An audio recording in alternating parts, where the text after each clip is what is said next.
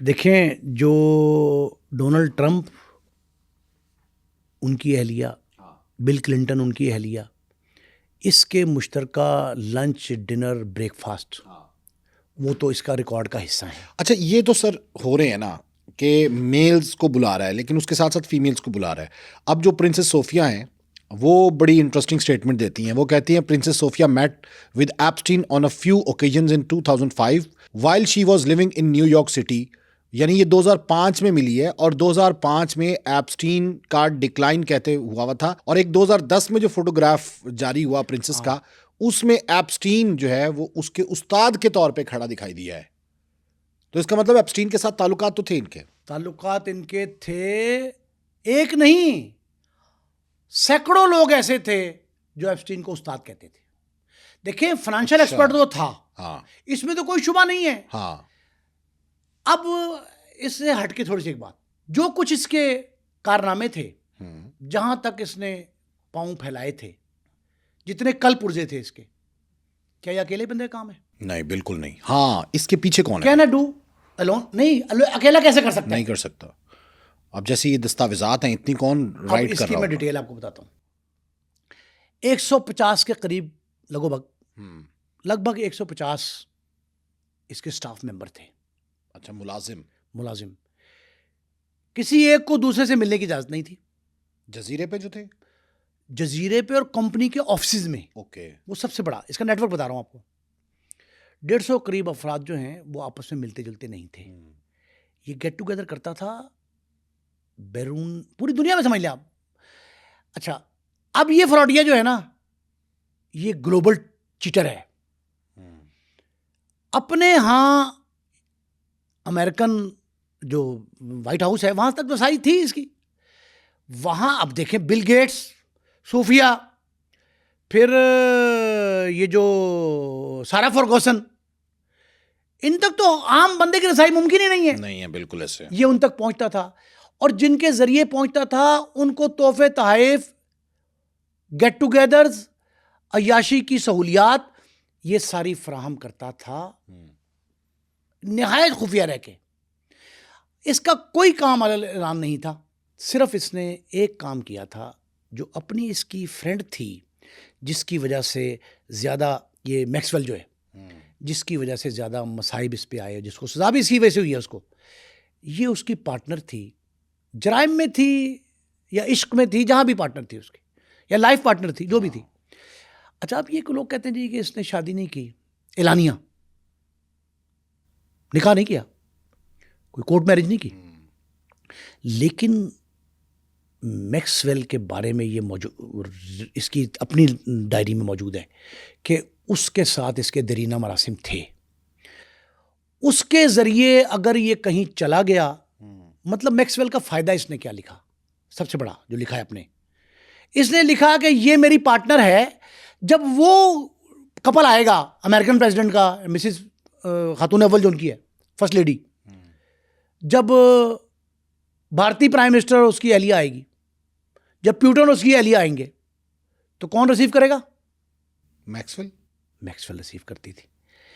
इसने मैक्सवेल से he got Mary और नॉट, ये अलग बात है, लेकिन ये बात ठीक है कि ये उसको फ्रंट लेडी के तौर पे रखता था।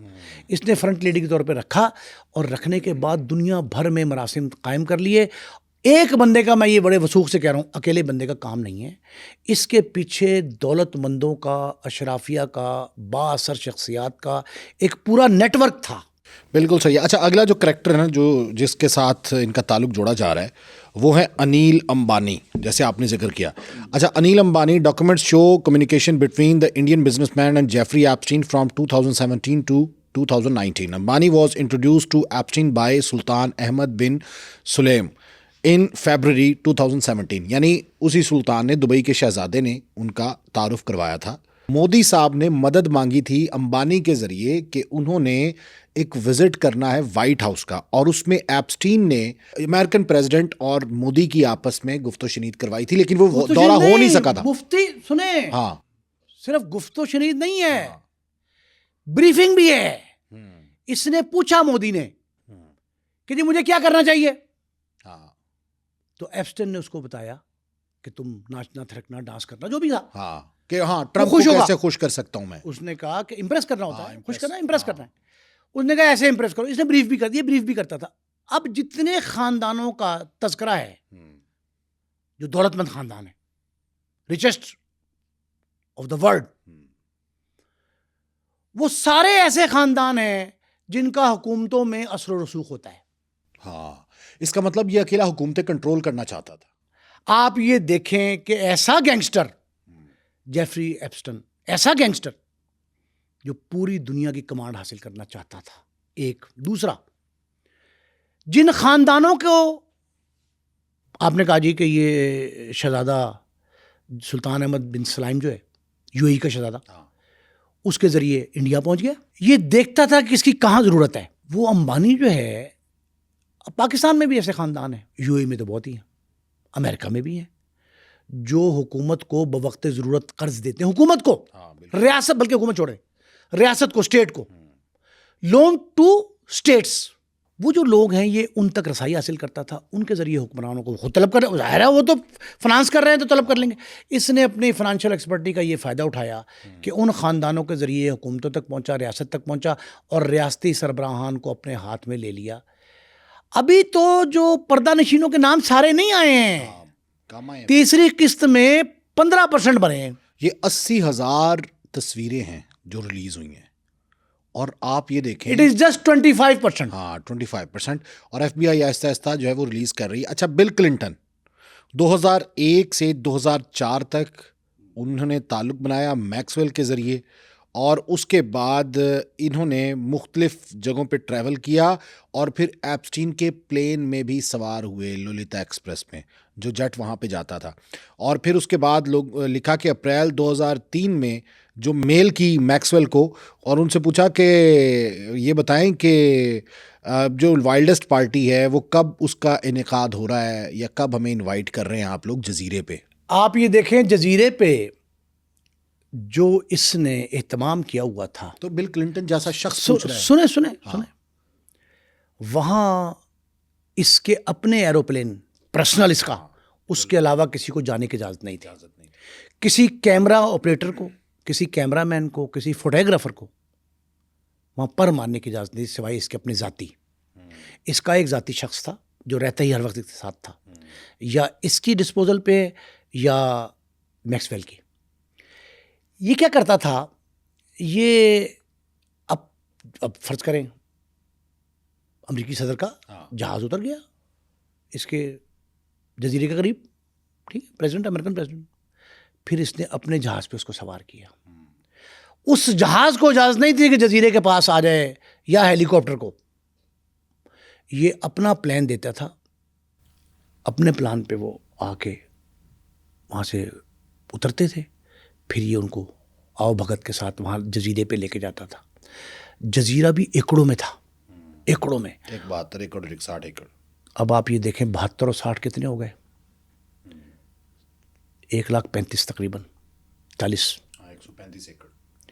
135 एकड़ में इसने दोनों को, 2 प्लॉट लिए थे, दोनों को आपस में मिलाया था ज़ेरे ज़मीन, और उस ज़ेरे ज़मीन में किसी आम शख्स को रसाई नहीं थी। होता क्या था सर जजीरों पे? रक्स व सरूद की महफिल, ऐशो इशरत की महफिल, ऐशो इशरत की तकरीबात होती थी, और कई तो ऐसी थी जो कई कई दिन जारी रहती थी। जो गेस्ट आया ना, उसकी हैसियत के मुताबिक उसको जो है ना क़याम मिलता था। एक दूसरा, प्रोटोकॉल इतना ज़बरदस्त था कि आने वाला शख्स जो है वो किसी तौर भी पूरे 100% अंदाज में वहाँ से इम्प्रेस होकर जाता था। वो कहता था पहली बार इतना देखा है। अच्छा, अब अमेरिकी सदर को तो कोई ज़रूरत नहीं है, वो तो वाइट हाउस ही इटसेल्फ बहुत बड़ी एक तफरीह गाह है पूरी। लेकिन आप ये देखें कि अगर अमेरिकी सदर भी इस चीज़ में दिलचस्पी जाहिर करे कि ये कैसा है जजीरा जी,